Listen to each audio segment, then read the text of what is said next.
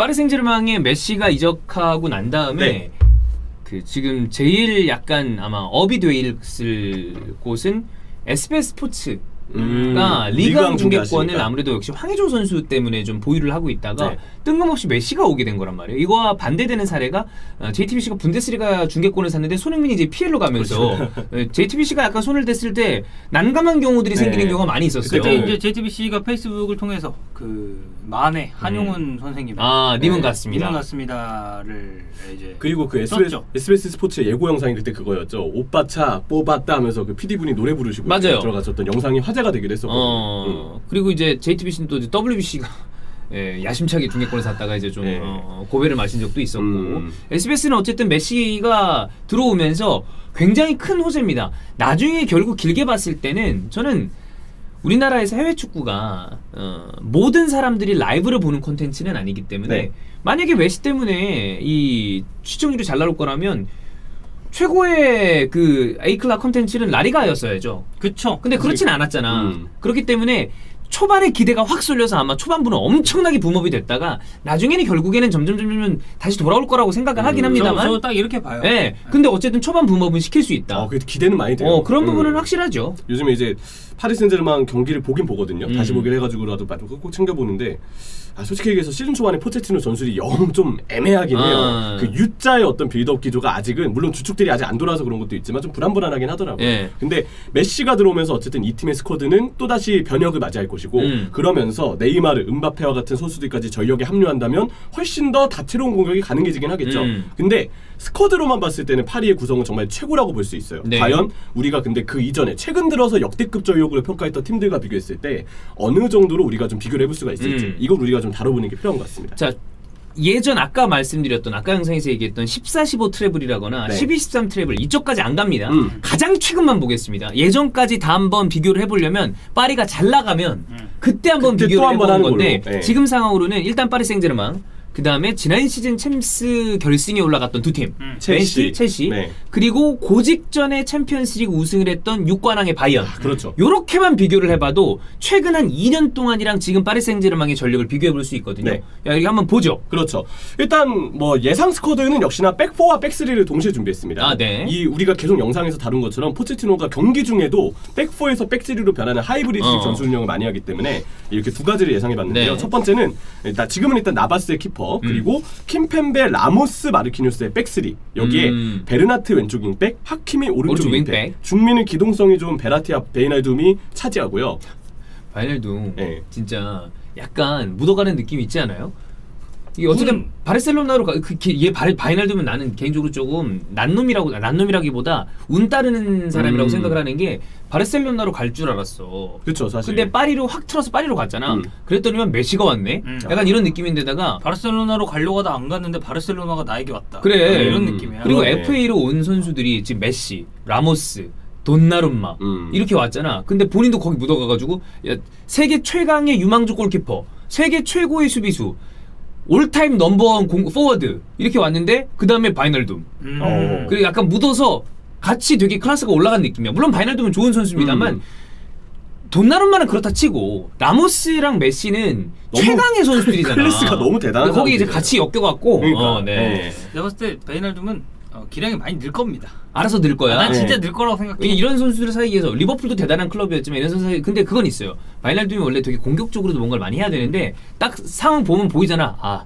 나 다시 똥 치워야 되겠구나. 뒤에서 존나 열심히 뛰어야지. 그렇죠. 네, 생각해야지. 뭔가 또 희생을 해야 될 것 같은. 그렇지. 원래는 그의 생각은 아니었어요. 리버풀에서보다 좀 더 전진된 위치로 그렇지. 침투하고 본인의 장점, 득점력 이런 걸 좀 보여주지 않을까 했는데. 야, 근데 앞에 딱 보면 디마리아, 음바페, 네이마르 있는데 메시가 왔네. 그러면 다시 열심히 해야지. 그렇죠. 다시 좀 희생을 해야 되지 않을까. 생각해야죠. 이 예상 라인업에서도 그런 모습이 보입니다. 꼬인 군번이야. 그렇죠.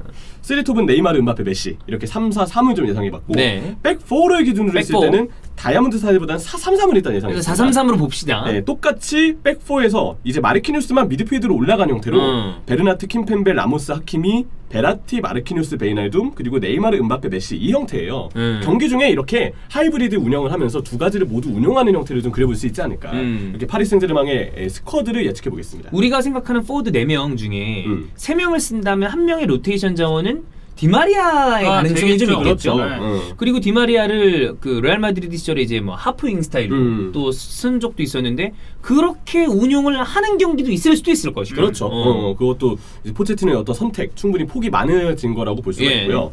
이제 다른 팀들과 비교를 해봐야겠죠. 이제 이렇게 비교해 봅니다. 네. 6관왕을 한 2019-20 시즌 바이에른 뮌헨의 스쿼드부터 보겠습니다. 자, 공격진부터 보자. 네, 레반도프스키, 코망, 윌러, 그나브리. 어떻게 봅니까? 공격진은 파리승이죠. 파리승. 저도 파리승이라고 봅니다. 메시의 존재감이 너무 네. 큰 것 같아요. 사실 메시가 빠진다 하더라도 공격진만 딱 떼놓고 본다면 저는 원래 파리가 더 강하다고 해도 틀리지 않다고 봅니다. 이름값으로 봤을 때. 그래서 1920 챔스 결승이 참 재밌었죠. 네. 그 공격진 비교하는 맛이 그렇지. 있었잖아요. 근데 다만 이 파리 공격의 약간의 좀 그 어려운 점은 완벽한 골게터의 스타일의 선수가 없어요. 그 경기 때 음바페 결정력이 유독 아쉬웠죠. 결승전 그리고 때. 네이마르가 다 해놓고 마지막에 조금 날려먹는 스타일이야. 그렇죠.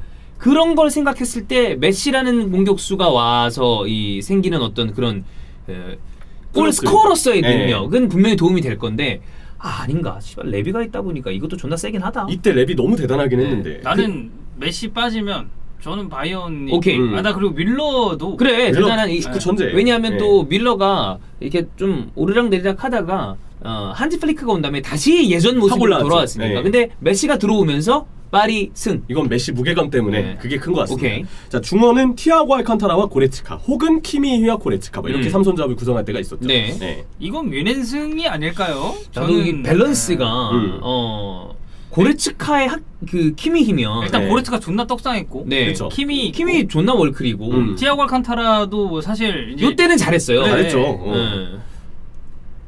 전 중원은 바이에른 뮌헨의 저도 승리인 것 중원은 같아요. 바이언 네. 쪽이 그러니까 이게 큰 차이가 나는 게 아니야. 되게 근소하게. 티아고도 티아고지만 개인적으로 키미 고레츠카 키미 선수조합을 고레츠카가 저도 진짜 좋아했거든요. 네. 되게 잘한다 이 생각이 많이 들어요. 제가 티아고 알칸타라지만 둘이 네. 엄청난 조합을 보여줬으니까. 그렇죠. 네. 그래서 이 중원은 바이언 쪽에 좀 무게가 실리고요. 백4 보겠습니다. 폰지, 알폰소 데이비스와 알라바, 보아탱, 키미 혹은 파바르 이렇게 볼 수 있죠. 키미가 위로 올라간다 갔을 때 빠바를 보면 그죠? 네. 이거 어떻게 봐야 되냐? 근데 왜 나는 왜 이것도 네. 나는 뮌헨이 좀 더 좋아 보이냐. 파리는 킴펜베, 라모스, 마르키뉴스예요. 이게 그게 있어요. 이미 이 팀은 6관왕을 한 팀이잖아. 그래서 우리가 어느 정도의 업적을 쌓은지를 알고 있는데 우리가 이거 내심 지금 파리 생제르맹 저도 솔직히 막 얘기하고 있지만 약간의 우려점이 있거든요. 왜냐면 라모스는 지난 시즌 되게 많은 부상에 시달렸습니다. 네. 그리고 나이가 가득 찬 선수예요. 그 다음에 밸런스가 약간 가분수 느낌이 날 수도 있어. 그러니까 저는 이것 역시도 좀 뮌헨 쪽에 손을 들어주고 싶은 건 그러니까 6관왕을 만약에 못했다고 하더라도 그러니까 하나하나 비교하면 포백 비교를 하잖아요. 베르나트 대 폰지, 저는 폰지 승 봅니다. 그때 당시의 능력은 폰지가 확실히 그때, 좋고 그쵸. 베르나트도 언제나 좀 지난 시즌에도 부상으로 부상이 정말 많았고, 오랫동안 이번에도 장기 부상 돌아와서 여파가 네, 어떨지 있어요. 모르니까. 네. 그리고 킴펜베 라모스 대 알라바 보아탱 하면은 저는 이거는 파리가 조금 더 앞설 수 나도 있다고 센터백 봐요. 조합은 파리가 괜찮다고 봅니다. 근데 이제 네. 측면으로 또 봤을 때 키미 대 파바르 키미 대 파바르, 하키미. 그치 키미 대 하키미 혹은 파바르 대 하키미 뭐 이런 식으로 나는 하겠지. 키미는 위로 봐야 된다고 보고 네. 그럼 빠바르 대 하키면 하키미거든요.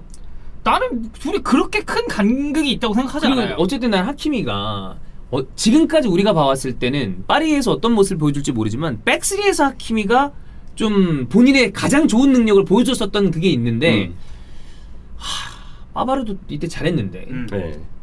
그냥 비슷비슷한 것 같아. 골키퍼 노이어 승이고요. 그렇죠. 돈나룸마, 나바스, 노이어 이렇게 노이어 승이라고 봅니다. 네. 그러면 종합적으로 뭐가 여기서 만약에 근데 한지 플리크랑 포체티노랑 바꿔. 그럼 나는 파리 생제르맹 손을 들 거예요. 예. 감독도 예. 생각을 해야 왜냐면 되니까. 나는 포체티노가 메이저 타이틀이라 하면 저는 리그와 챔스라고 생각합니다. 맞아요. 자국컵 대회가 자국 아니지. 컵은 요즘에는 약간 당연히 있어요. 대단한 컵입니다만 우리가 얘기할 때 한 단계 밑이라고 보잖아. 그쵸. 그래 자국컵을 졸라 높게 쳤을 거면 사실 아스날도 그러면 FA컵은 계속 들었거든. 지금처럼 이렇게 조롱 안 당해. 그래. 그럼 결국 리그랑 챔스란 말이야. 그쵸. 그런 면에서 없어 포체티노.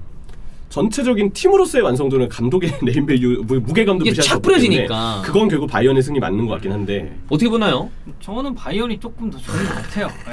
나는 바이언이 좋은 것 같아요. 밸런스가 특히 전 중원의 힘이 너무 대단한 것 같아요. 밀러, 티아고, 고레츠카 혹은 여기에 키미까지 야 더해진 나도 조합이. 밸런스로 보면 바이언 근소 우위. 아니 네. 이거야 이름값 이건 당연히 파리죠. 네. 근데 만약에 두 팀 붙는다? 그럼 나는 바이언이 이길 것 같아. 나 만약에 돈 걸라고 그러면 나도 야 한 1,000원 걸어라. 바이언에 조금 그러니까 10번 걸면 6번 바이언 걸고 4번 파리 걸 것 같거든. 그게 한 6대4 정도로 본다는 거지. 그렇죠. 네. 그래서 바이언 좀 근소위 이 정도로 봐야 되지 않을까 싶고, 자 지난 시즌 이제 챔스 우승팀을 볼까요? 일단 준우승 팀부터 봅시다. 준우승 팀부터. 맨체스터 예. 시티부터. 자 일단 공격진 이거 그냥 저 제주스를 빼겠습니다. 네.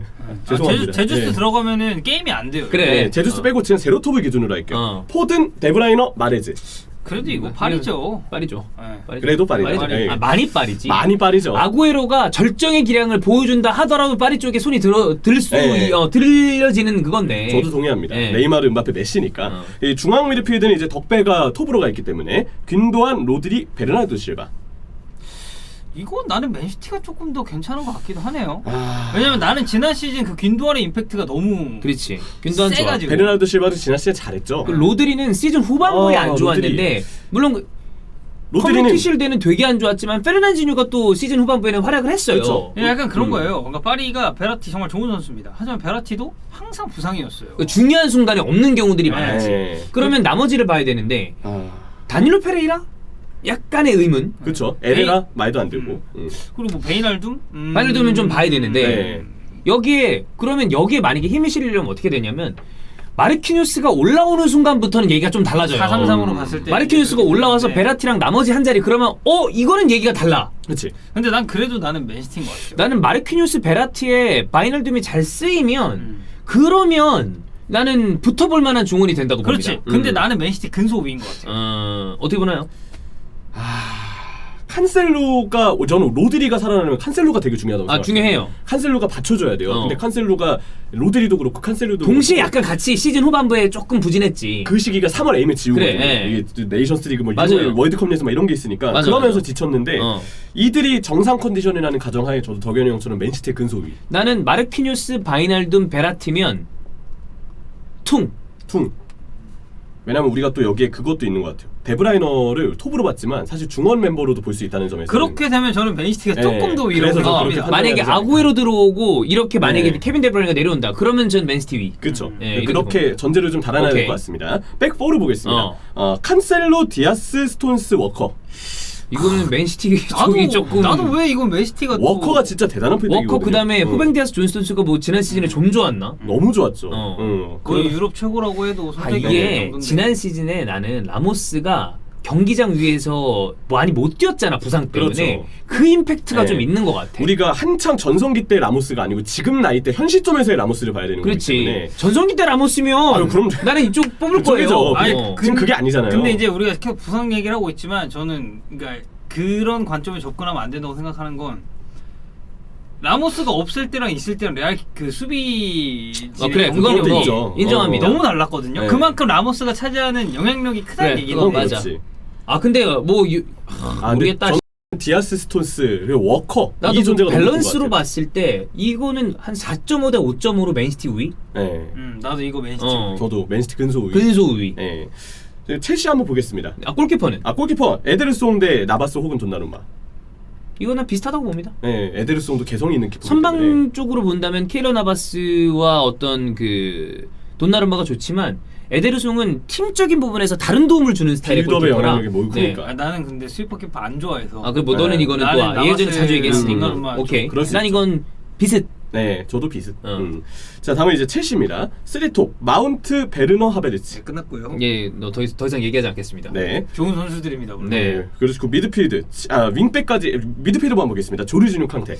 미안하지만 이것도 저는 파리가 캉테가 대단했고 역시 조신입니다만 한 자리가 항상 부족했어요. 맞아요. 네. 이게 사실 투엘의 전술과 포메이션의 여러 가지 그 합작품으로 그래, 지난 시즌 결승한 그거야. 거지. 네. 둘만 똑 떼놓고 보면 약간 불안한 부분이 없진 않다고 그렇죠. 봐요. 그리고 이 친구들이 완전히 진짜 엄청나게 네임밸류도 높고 막 좋고 경기력도 막 좋느냐 사실 전 그건 아니었다고 봐요. 나는 투엘이 판을 정말 잘 그렇지. 짠 맞아요. 결과물이 첼시라고 네. 생각해. 여기에 마운트의 도움, 그 다음에 뒤쪽에 있는 백스리에 같이 합작 그렇게 돼서 대단한 밸런스를 나타낸 거지. 약간 분리해서 보면 요거는 저는 첼시가 조금 불리한 부분이 있다. 물론 이제 캉테라는 대단한 존재 때문에 네. 그 중원 싸움에서 엄청났죠. 내할전도 그렇고 다 이기고 싹 다 들어간 건 잡아먹었지. 있죠. 아니 혼자서 크캄으로 잡았는데. 네. 그러나 네, 저는 파리 네. 근소 우위. 스킵하는 걸로 따지면 저도 파리의 좀 근소 우위. 근데 첼시 중원도 뭐 좋긴 하지만 이쪽은 새 시즌은 보강이 좀 필요하다고 봤는데 그러지 않다 보니까 일단은 답답함이 있고. 그리고 이제 백 5 보겠습니다. 치렐, 리디거, 티아고 실바, 아스필리쿠에타, 리스 제임스. 이거는 근데 지난 시즌 첼시 퍼포먼스만 생각해 보면 저는 첼시 쪽이 조직력은 훨씬 더 존나 좋죠. 좋다고 보고. 존나 좋죠. 근데 개개인 엠밸류는 아무래도 파리 쪽이 좋죠. 뭐 라모스, 네. 그다음에 이름값이랑 뭐 이런 걸 여러 가지로 봤을 때 나는 이거는 퉁인데 첼시 근소 우위. 네. 그러니까 난 라모스가 차지하는 그 임팩트가 너무 커요. 나한테. 아 그래? 그럴만해. 내 기준에 난 21세기 최고의 수비수는 난 라모스라고 나도야. 생각을 해서. 나도요. 나는 여러 가지 임팩트로 봤을 때 반다이크, 라모스 중에 하나 뽑으면 누구 뽑을래? 난 전 라모스야. 뽑습니다. 네. 전 라모스 뽑아요. 대단한 임팩트니까. 네. 아 근데 이게 선수로만 놓고 봐질 수가 없는 게 자꾸 팀으로서의 밸런스와 감독의 역량 이런 부분들이 나 그것 때문에 그래. 안 떠오를 수가 없어. 어쩔 수 나도 없어요. 지금 네. 지난 시즌 첼시가 여러 가지로 봤을 때 흠결이 없는 스쿼드가 아니었어요. 맞아요. 근데 그걸 투엘이 합쳐갖고 1, 10개에서 10을 만든 게 아니라 15, 20을 만들었잖아. 그쵸. 솔직히 첼시가 지난 시즌 챔스 준우승을 했다고 해도 박수를 엄청나게 그럼요. 칠 거예요. 그 투엘의 임팩트 때문에 계속 내가 첼시가 되게 세다, 강하다 이거 이미지를 가지고 있는 것 같아. 그래서 스쿼드만 보면 첼시가 확실히 아쉬운 부분이 있거든요. 근데 이들이 한 팀으로서 갖춰놓은 그 밸런스와 전술적인 역량을 봤을 때 그러면 캉테, 조르지뉴 중원에 대한 평가도 달라질 여지가 맞아요. 크거든요. 네. 그렇게 생각하면 팀으로서의 완성도와 밸런스, 보여줄 수 있는 어떤 위력은 그치. 파리보다 첼시가 훨씬 더 위에 있다고 지금 봐야 맞아. 되는 게 맞지 않나. 결국 이게 아직 파리 생제르맹은 포체티노의 체제에서 또 메시가 합류한 뒤부터 보여준 모습이 아직은 없고 그렇지. 아직 못 봐서 그래, 못 봐서. 맞아요. 못 봐서 첫 번째, 두 번째는 포체티노에 대한 계속되는 의문점. 약간 의구심. 이게 계속 있다 보니까 오케이. 결국은 조금 파리 쪽으로는 어쨌든 모든 평가가 조금 아쉽다는, 약간 조금 아직은 모르겠다. 봐야 될 필요가 있다. 네. 골키퍼는 이거는 뭐 파리 우위고. 그렇죠. 에드와르 그런 부분이 멘디는 좋은 골키퍼입니다만 또 불안한 부분이 간혹 나오거든요. 아니, 아니, 보여준 게 아쉽거나. 많이 없어요. 근데 네. 기록으로 따지면 또 챔피언스리그 새로운 기록을 썼어요. 그래서 투엘의 어떤 존재감이 존나 대단한 네. 거야. 맨디는 진짜 선방 능력이 진짜 좋죠. 좋죠. 네. 요 정도인데, 그러니까 이게 역대급 스쿼드고 여러 가지로 봤을 때 공격적인 부분이 아마 상대방을 압도하면서 설사 수비 중원의 밸런스가 무너진다 하더라도 축구가 가끔은 한 명이 11명을 조질 때가 있잖아요. 그쵸. 그런 부분을 만들어낼 수 있는 선수가 앞쪽에 많이 배치가 돼 있으니까 그 강력함이 세고, 네. 그리고 뒤에 베라티라는 월클이 있고 띄워줘야 됩니다만 네.